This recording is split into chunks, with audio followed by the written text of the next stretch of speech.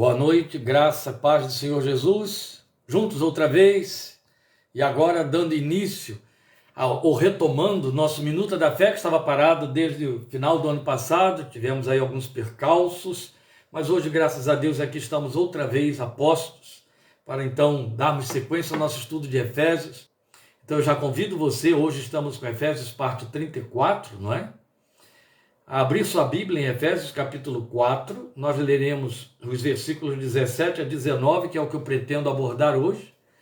Efésios 4, 17 a 19, lembrando que o que temos aqui ainda é sequência deste capítulo inteiro, que fala sobre a unidade da fé, a unidade do corpo de Cristo.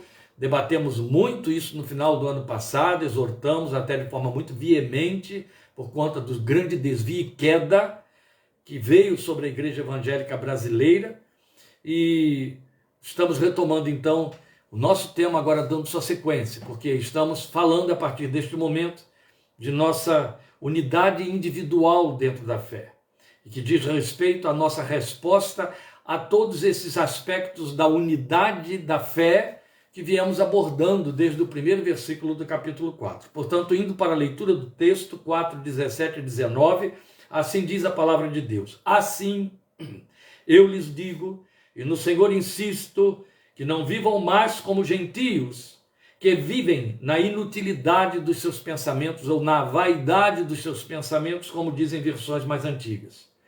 Eles estão obscurecidos no entendimento e separados da vida de Deus por causa da ignorância em que estão, devido ao endurecimento do seu coração. Tendo perdido toda a sensibilidade, eles se entregaram à depravação, cometendo com avidez toda espécie de impureza. Estamos entrando num texto que vai até o final do capítulo 4, de um poder exortativo e consciencioso, conscientizador, muito intenso, muito rico, muito profundo e muito irrespondível. Eu diria aos irmãos, sem medo de errar, que o trecho que temos diante de nós, a partir do versículo 17, até mais exatamente o versículo 24, final do versículo 24, é um texto desafio, é uma mensagem, é uma revelação, é uma doutrinação que serve para nós como fiel da balança. Você tem de se medir nela, medir a sua confissão nela, medir a resposta que você dá à sua fé em Cristo, ao momento, ou desde o momento em que o Evangelho lhe alcançou, na altura desta revelação, desse trecho que vai de 17 a 24. Hoje vamos ficar somente com 3 versículos, 17 a 19. Então os irmãos por aí percebam o que nos aguarda para a próxima semana quanto a esta exortação. E aí, já vale aqui, já quero aproveitar, embora eu já tenha feito a leitura do texto, para lembrar a vocês que semana que vem, querendo Deus, a nossa minuta será feita na terça-feira, para não perdermos a oportunidade de termos a continuação e a minuta semana que vem. Então a parte 35 será terça-feira que vem, às 20h30 do mesmo jeito. Então não se confunda, eu vou fazer uma chamada aí na página, mas é que nem sempre as pessoas vão para a página, então alguns ficam confusos e acabam perdendo a oportunidade. Então, portanto, não se confunda, senão você só vai ouvir bem posteriormente lá no YouTube, onde algumas coisas mais particulares se perdem por conta da edição. Então fique atento, semana que vem será terça-feira, 20h30, parte 35. Vamos hoje então considerar o que nós acabamos de ler aqui dos versículos 17 a 19 deste capítulo 4 de Efésios. E uma vez que eu já fiz essa colocação em que eu estou dizendo a você que esse é o trecho, indo até o versículo 24, que serve de espelho para nós e que diz, em últimas palavras, se somos de fato cristãos, se algo aconteceu conosco, transformador e eterno, ou se só tivemos uma crise religiosa, ou se só nos tornamos transeuntes, turistas de igreja, com experiências históricas religiosas. Então, nada interiorizado, marcante e definitivo. Este texto é o avaliador, ele diz isso para nós. Mas eu quero, na introdução desta sessão que temos aqui, desse capítulo 4, desta parte desse capítulo 4, então desta sessão, eu quero fazer uso dentro da aplicação da unidade, que é o que tem sido o nosso tema, não é? Eu quero fazer uso das palavras também introdutórias do servo de Deus, Dr. Martin Lloyd Jones, quando ele faz uma abordagem a esse trecho. Ele faz uma introdução, e eu estou usando, e vou usar agora, eu vou ler para os irmãos, essa introdução dele, a esse trecho que vai a partir do versículo 17. Ela serve perfeitamente para adiantar para nós o significado e o comprometimento que teremos e que veremos a partir daqui na avaliação desse texto. Então, lendo nas palavras de Lloyd Jones, lembro-lhes, ele começa a sua exposição ao seu povo, aquele tempo em que ministrou, na década de 60 em Londres, ele começa este trecho aqui dizendo exatamente isso. Lembro-lhes que a questão particular aqui é que, como cristãos, somos homens e mulheres inteiramente novos, que a regeneração, quer dizer, o nascer outra vez, o nascer de novo, segundo a linguagem da Bíblia, que a regeneração é a mudança mais profunda do mundo e que, portanto, sempre devemos manter isso no primeiro plano das nossas mentes. O cristão não é apenas um homem que decidiu ser um pouco mais moral do que era, ou que decidiu unir-se a uma igreja, ou que decidiu isto ou aquilo, seja o que for. O que torna um homem, ele está generalizando, estamos falando da pessoa humana, então homem e mulher, o que torna o ser humano cristão, eu estou fazendo essa mudança aqui, ser humano, é que ele nasceu de novo, foi-lhe dada uma nova natureza, é uma nova criação, é totalmente diferente do que era antes. Esse é o primeiro princípio a que o apóstolo se dedica nesta seção da epístola, e neste versículo ele está começando a aplicá-lo. Lembrem-se dessa verdade acerca de vocês mesmos, diz ele, Paulo, o Lloyd Jones está se referindo a Paulo, diz ele, e ao fazê-lo, verão que certas coisas são totalmente inimagináveis. Agora voltam as palavras de Lloyd Jones. Elas são impossíveis, e vocês nunca mais as verão de novo, porque agora vocês veem claramente que foram separados uma vez e para sempre de tudo o que vocês eram antes. Esse trecho introdutório está no comentário de Lloyd Jones sobre Efésios, no volume cujo título é As Trevas e a Luz. Eu tirei esse trecho aí da página 23 do livro. Agora, percebam que esse trecho de Paulo, voltando então para o texto da Bíblia, ele começa com um advérbio, assim. Na minha versão, ele começa com o advérbio assim. Assim é conclusivo sobre toda a argumentação anterior, como se ele estivesse dizendo assim. Aí vamos dar um outro significado que se encaixa perfeitamente aqui para o assim, de que Paulo se serve. Por causa de tudo isso, este é o significado de assim. Ou, como resposta a tudo isso o quê? Tudo isso que estivemos vendo, você deve recordar, desde o início do capítulo 4, onde ele veio falar sobre a unidade, né? Unidade do corpo, unidade da fé, unidade do espírito e por aí foi. E ainda uma outra possível significação para esse assim, o conclusivo aí. Para que atendam a tudo que foi exposto, quer dizer, para que atendam a tudo que foi exposto, eu lhes digo e no Senhor testifico, ou no Senhor insisto. Percebe? O assim tem este significado aí. Então tudo está resumido só nessa palavra. E aí ele abre seus argumentos aqui com uma solenidade muito reverente. Ele está tomando Deus como testemunha do que ele vai dizer. Minha testemunha é o Senhor. No Senhor testifico. A minha versão colocou, no Senhor insisto. E então ele firma um comprometedor imperativo doutrinário. A partir de agora nós vamos ter imperativos. Imperativos doutrinários. Imperativos apostólicos ou imperativos bíblicos sobre a nossa fé. Quando a gente fala de imperativo doutrinário, a gente está dizendo que não está diante de uma cadeia de argumentos optativos. Não é isso. Não estamos diante de assertivas que você possa escolher A, B, C. Não. Estamos diante da declaração de uma verdade absoluta para a qual só há uma resposta: obedecer. A outra alternativa é desobediência. Então estamos diante de uma argumentação muito solene.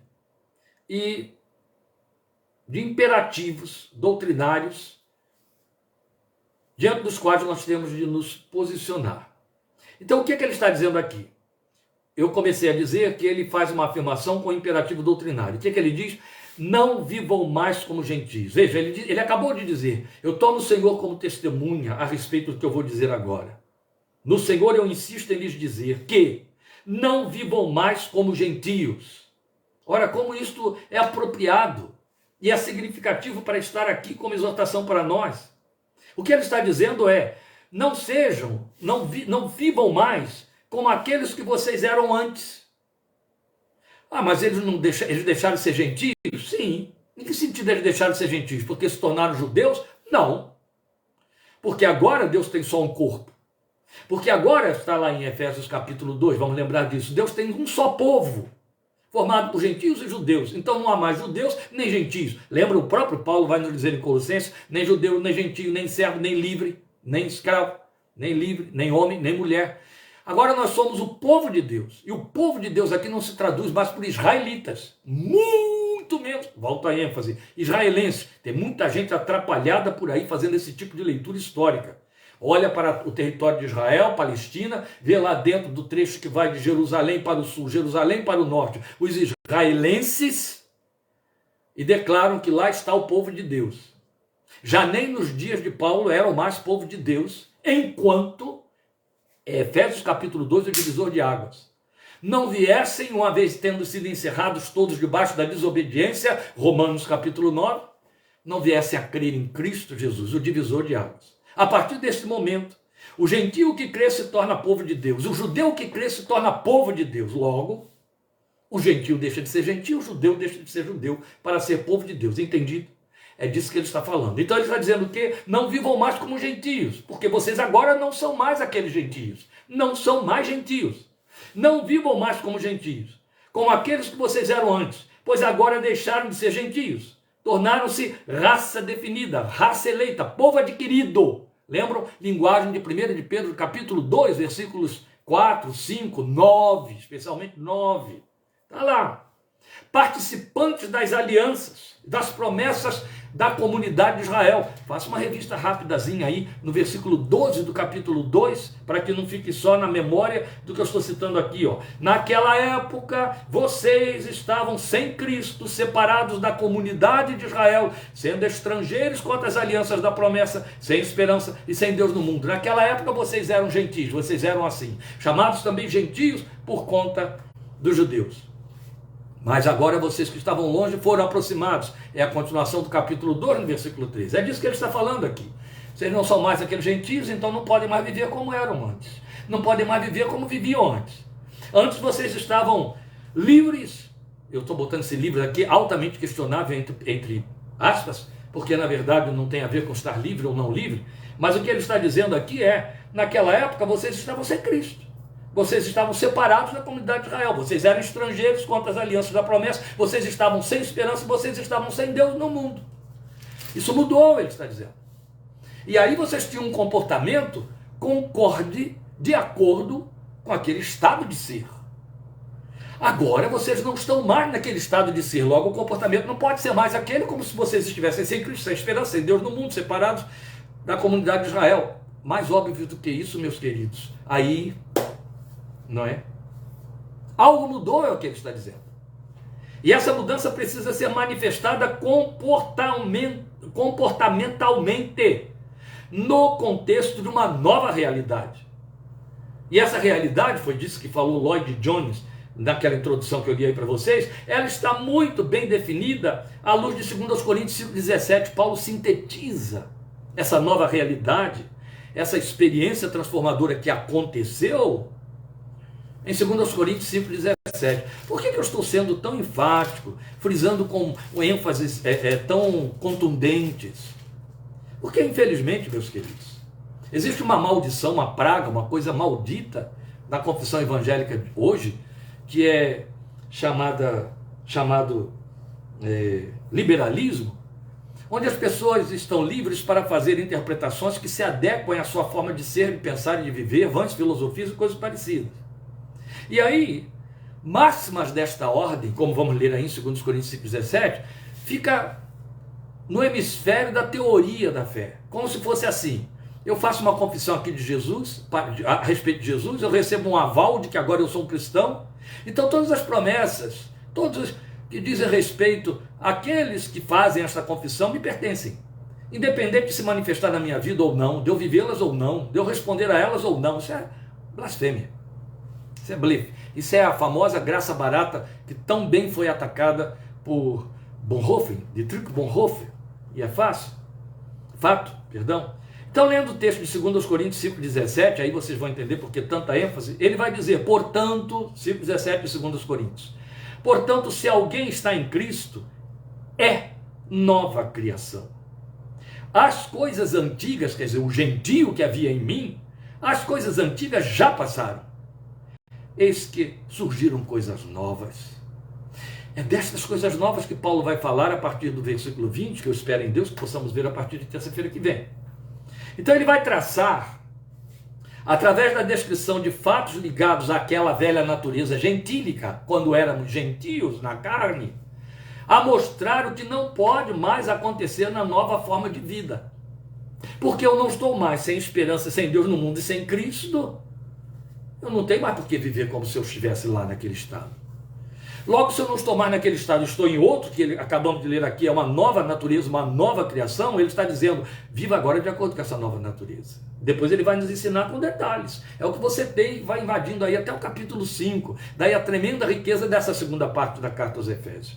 Avisamos isso aos irmãos ao longo desse imenso ano de 2022 que passou, enquanto estudávamos a carta aos Efésios. Já estamos no ano seguinte e ainda estamos no capítulo 4 da carta aos Efésios. Eu avisei os irmãos desde o início, a riqueza era grande demais. Independente das interrupções que fizemos, muita riqueza que não poderia ser atropelada. Então veja, ele vai então fazer uma exposição das forças inerentes e mobilizadoras da criatura sem Deus no mundo, o gentio.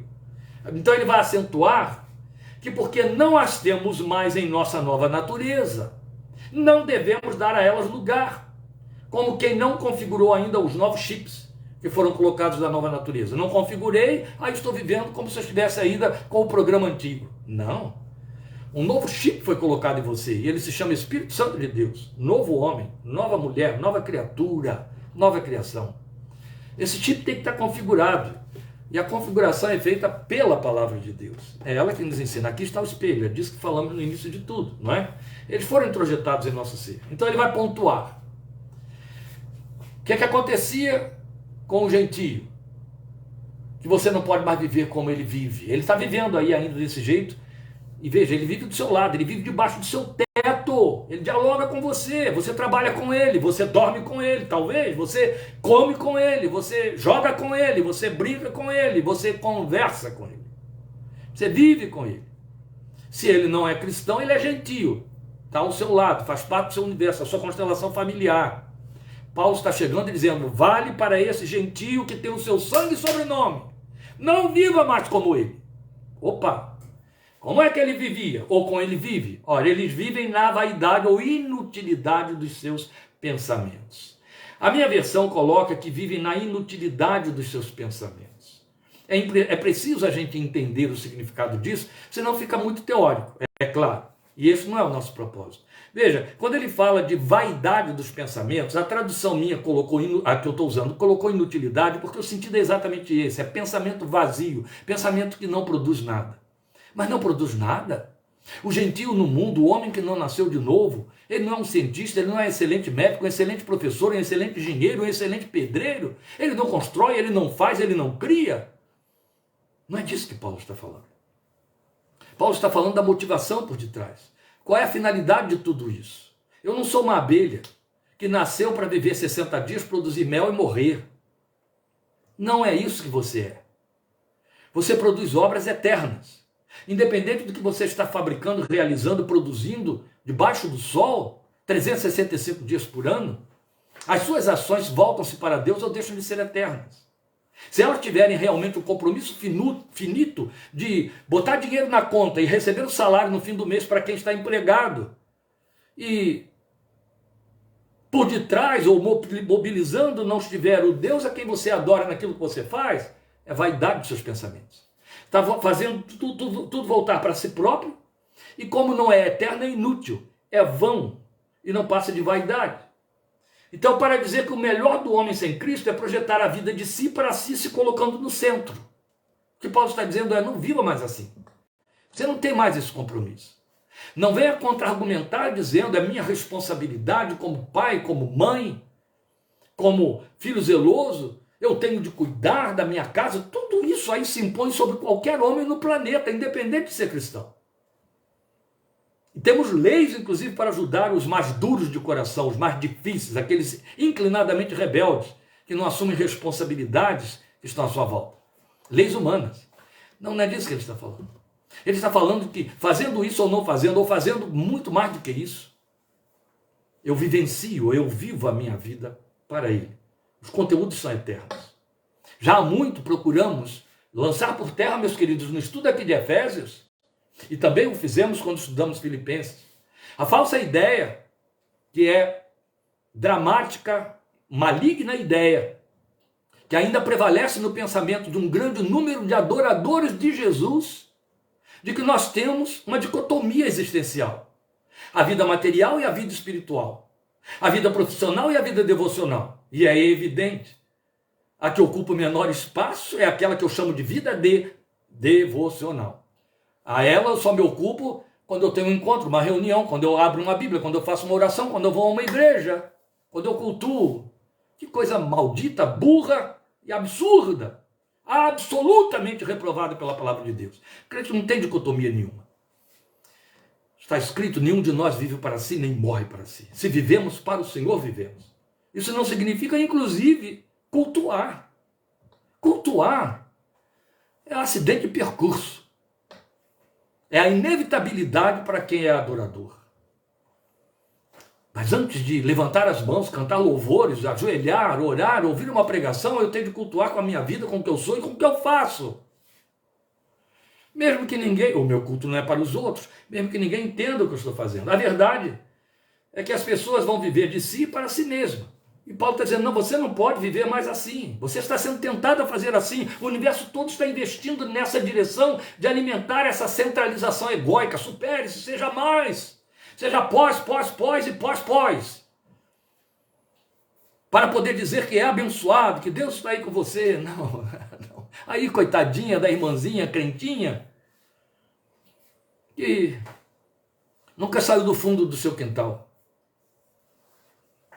Ela, então, nesse contexto, seria menos, e abençoado não seria nunca. Coisa tonta, não é? Mas é assim que funciona.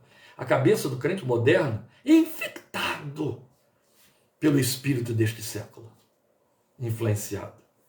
Não viva mais como eles, Paulo está dizendo. Isso é coisa para o gentio que não tem esperança. E aí ele precisa se segurar aqui, se garantir aqui, se armar aqui. Ele precisa planejar. Até para poder dizer: Deus está me abençoando. Ele não tem esperança. A vida dele sai de si e volta para si mesmo. Começa nele e morre nele.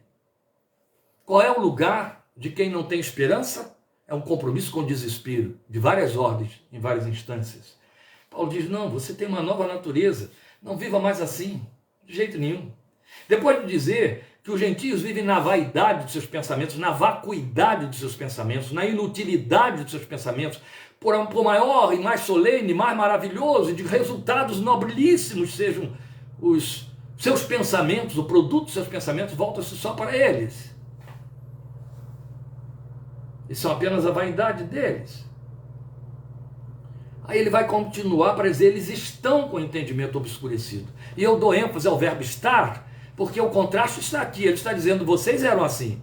Vocês estavam cegos no seu entendimento pelo Deus deste século. Não estão mais. Eles estão, mas vocês não estão.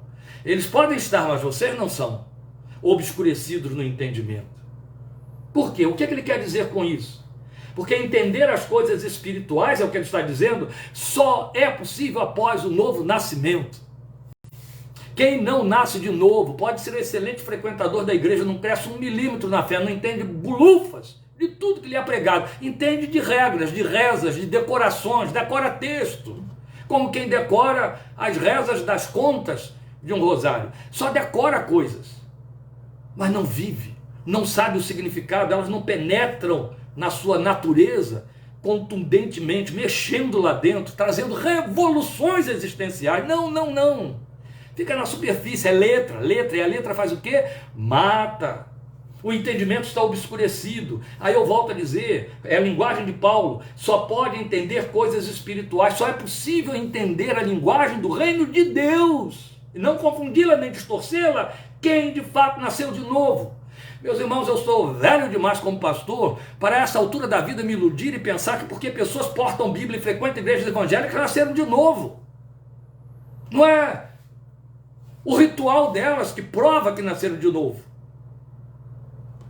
É disso que Paulo está falando. O novo nascimento tem suas próprias características, é mudança de natureza, aflora pelos sentimentos, pelas conexões, pelos links que se faz na história do dia a dia, no trato com os outros. Paulo diz, eles estão obscurecidos no entendimento deles. Eles não conseguem entender as coisas espirituais. Eu quero ler alguns textos como esclarecimento e reforço dessa argumentação. Então eu convido você a ir de novo comigo para 2 Coríntios, desta vez no capítulo 3. Vamos começar a leitura no versículo 14 de 2 Coríntios, capítulo 3, onde ele vai dizer, na verdade, se referindo aos gentios, na verdade a mente deles se fechou. Está falando de judeus, aliás. Olha só, não é nem dos gentios propriamente dito em termos históricos. Na verdade a mente deles se fechou, pois até hoje o mesmo véu permanece quando é lida a antiga aliança. Está entendendo?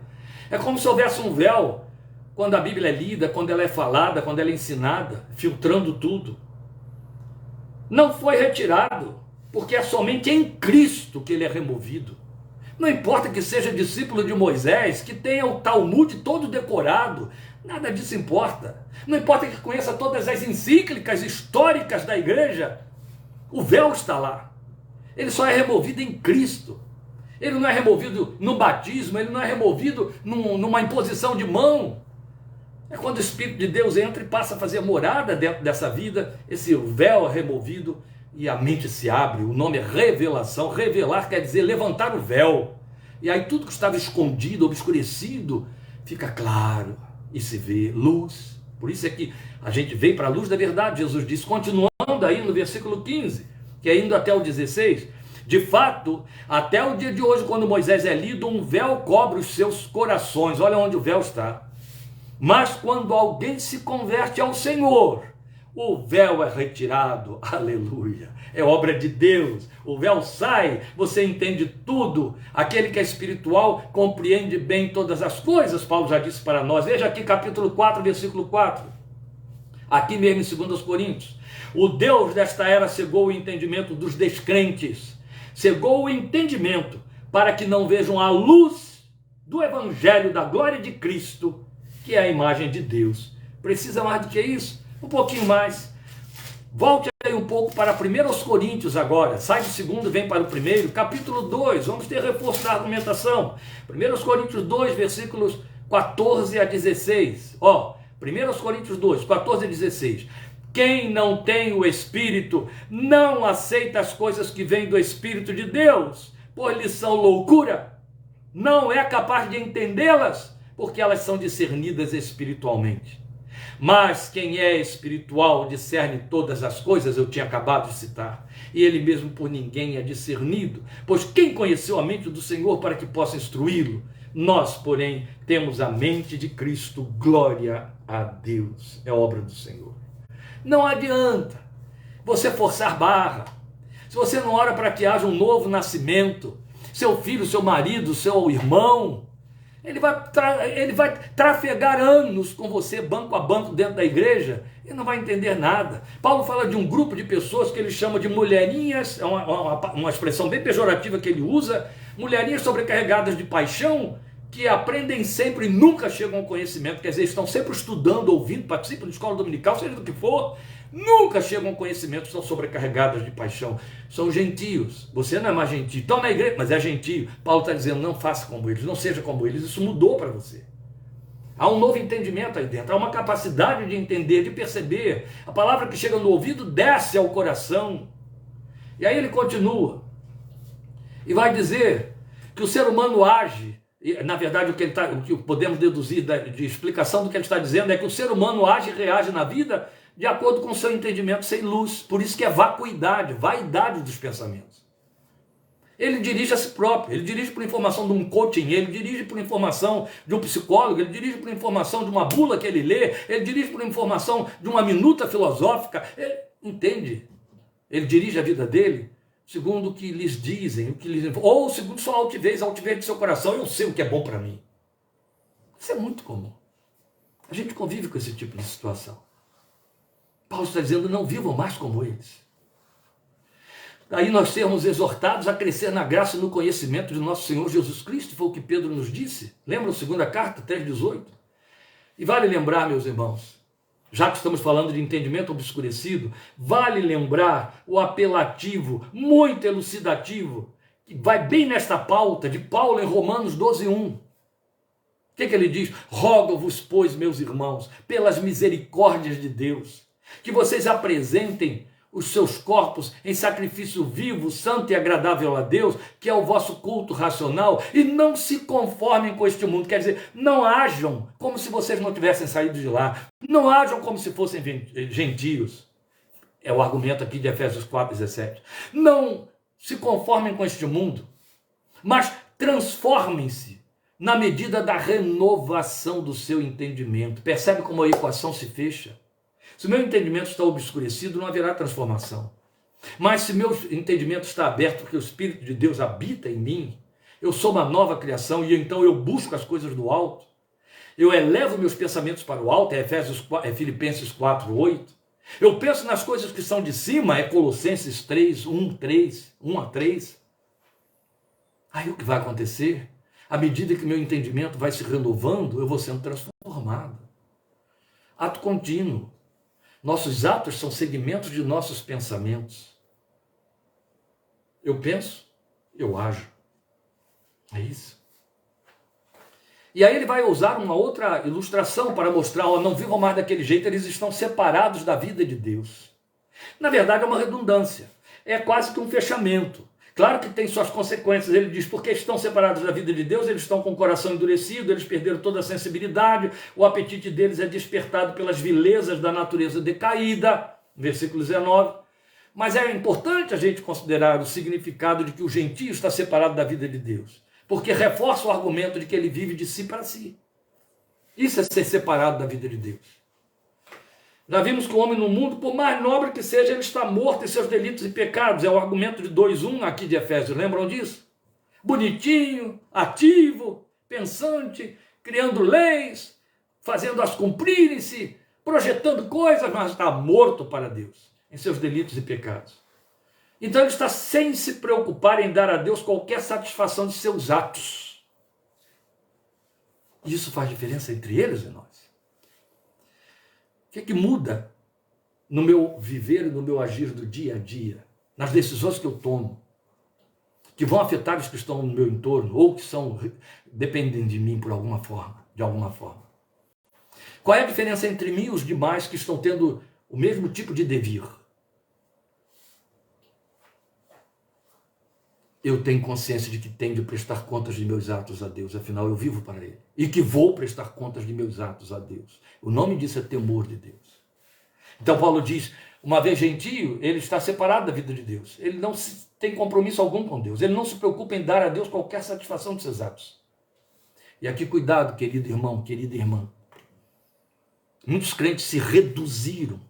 A palavra é reduzir, apequenaram-se, se tornaram quase nulos, transformando a sua vida cristã, sua vida devocional, ao limite, o limiar pobre, de só comunicar a Deus as suas necessidades, para que Deus atenda a essas suas necessidades. O que passa um pouquinho melhor disso é confessar um pecado ou outro, que raramente alguém tem consciência de que pecou. E geralmente é quando alguém se queixa. É bem interessante. Uma coisa que a gente já viu que está padronizado é que quando um crente cai em adultério, membro de igreja, ativo, ele cai em adultério, você só fica sabendo, ou ele só confessa, ou ele só assume quando alguém denuncia.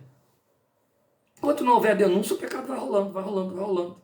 Por quê? Porque ele não se sente comprometido a dar satisfação nenhuma a Deus de seus atos. Ele arranja justificativa para cada um deles. É só para dar um exemplo.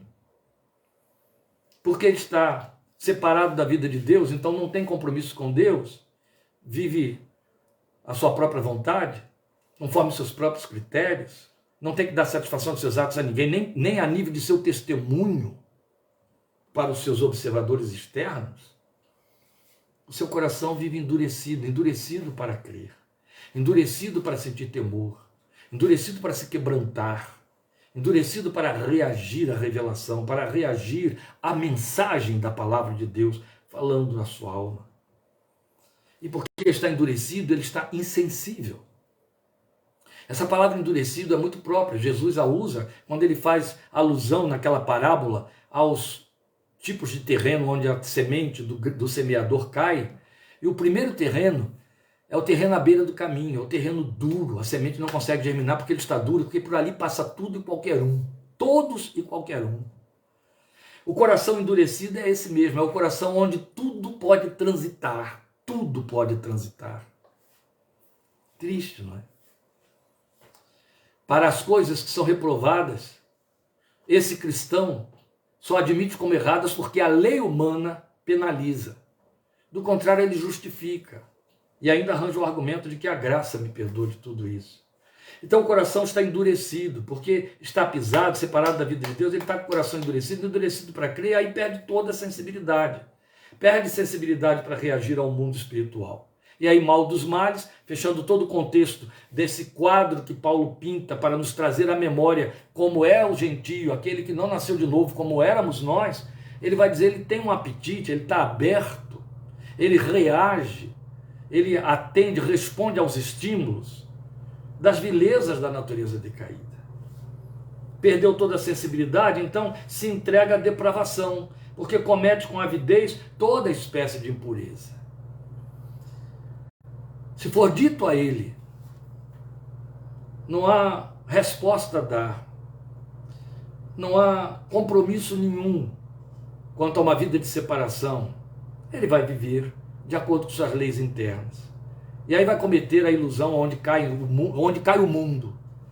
Como ele aprova a si mesmo, que seus conteúdos são muito bons. Ele nunca vai cometer as torpezas e vilezas do outro ser humano, que inclusive infringe as leis. Não vai por aí não. Você sabe que não é assim que funciona. Você sabe que o coração que vive como gentio e longe da presença e do temor de Deus,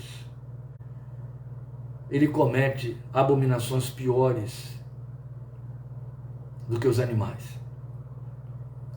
E um fato muito triste que pesa sobre a história da igreja é que os filhos da igreja, uma vez que transitaram nela, ouviram das coisas excelentes, mas não nasceram de novo, eles conseguem ter reações à verdade tão mais contrárias à verdade que os fazem piores do que o ímpio que nunca a conheceu. É muito triste. Isso é muito verdadeiro.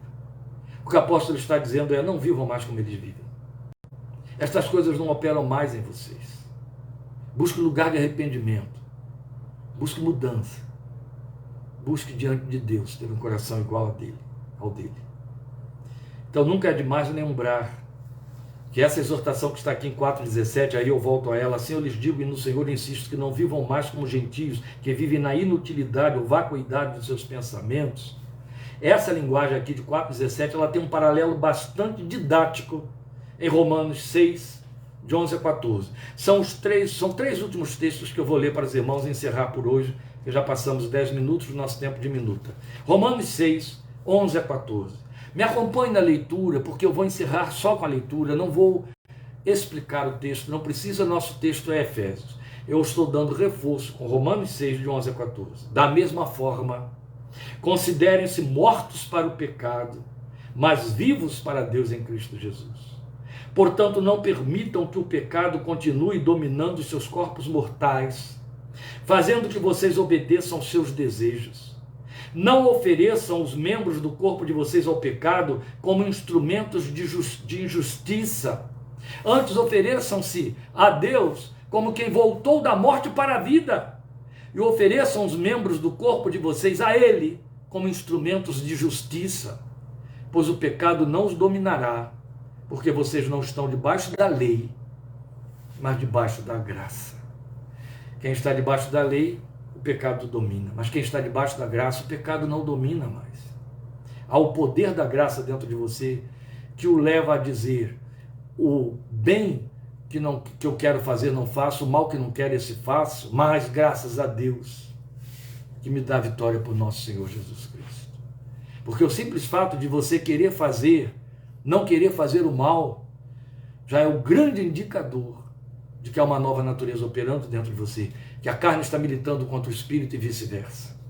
O duro, o triste, o cruel, o ignominioso é quando as coisas dos gentios são praticadas pelo crente, ele ainda justifica e ainda vai dizer: mas a graça me perdoa de todas as coisas, mesmo sem arrependimento. Vai ficar sério lá diante do trono branco um dia. Depois nós temos Gálatas 6:25, eu falei que são os 3 textos que eu leio para encerrar, aqui vai o segundo. Gálatas capítulo 6, versículo 25, Gálatas é o livro que vem um pouquinho antes de Efésios, logo antes de Efésios. 6:25 o apóstolo diz para nós, de Gálatas, é 5:25, me perdoe.